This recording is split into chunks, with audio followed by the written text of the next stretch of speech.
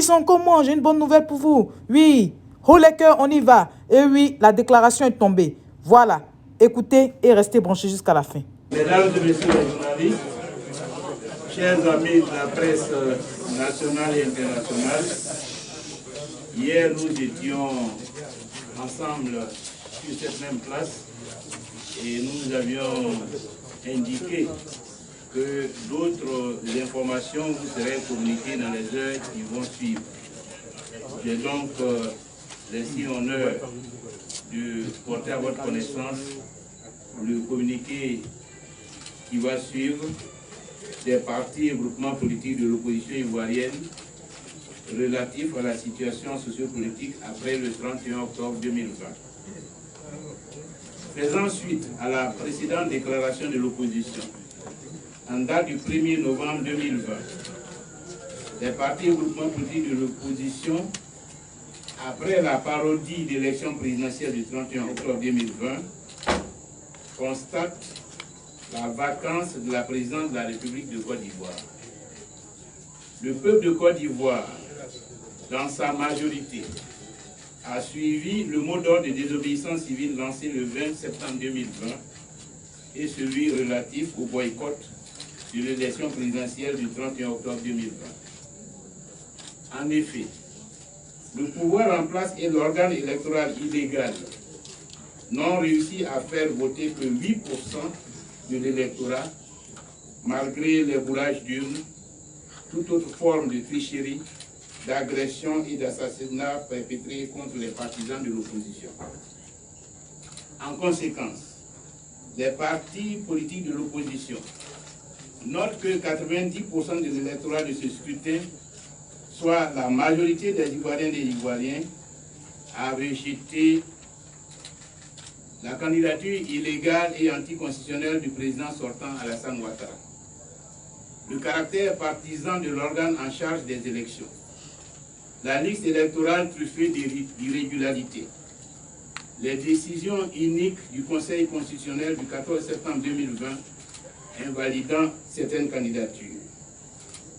Au regard de ce qui précède, tirant les conséquences de la vacance du pouvoir exécutif, avec la fin du mandat présidentiel de M. Alassane Ouattara et la non-tenue d'une élection crédible, considérant que le maintien de M. Alassane Ouattara en qualité de chef de l'État est susceptible d'entraîner la guerre civile, les partis et groupements politiques de l'opposition annoncent la création ce jour du Conseil national de transition. Le Conseil national de transition est présidé par M. Henri Konan Bédié, président du PDCI-RDA et de la plateforme CDRP.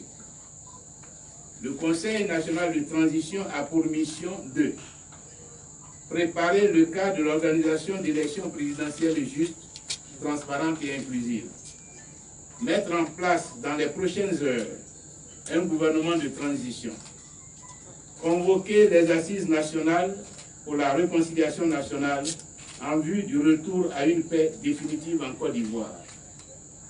Les partis et groupements politiques de l'opposition félicitent les Ivoiriennes et Ivoiriens pour leur victoire face à la forfaiture de M. Alassane Ouattara et les appellent à exprimer leur joie par des manifestations populaires.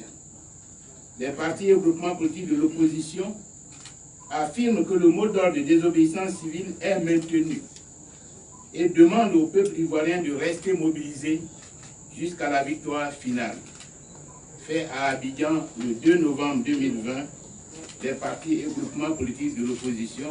Je vous remercie. Non, président Finguesson, c'est nous qui vous remercions. Ouais, vous avez tenu bon. Vous avez tenu bon. Merci à vous. Donc, on reste à l'écoute. Donc, les amis, vous avez entendu, non? On reste à l'écoute. Le gouvernement de transition là, va se former d'ici quelques heures. Voilà. Vous avez demandé, non? Voilà. Ils ont agi. Ils ont entendu vos prières. Donc, haut les cœurs, on y va. Haut les cœurs, on y va. On reste à l'écoute, les amis. Donc, bravo, bravo, bravo encore, les amis. On reste à l'écoute. Ceux qui sont tombés, c'est pas en vain. Dieu au contrôle. Regardez seulement. Regardez bien. Papa est qu'on a pété. Papa est qu'on a pété. La réconciliation est une obligation. On veut la paix pour notre beau pays, la Côte d'Ivoire. Opa Kudu Laurent Ba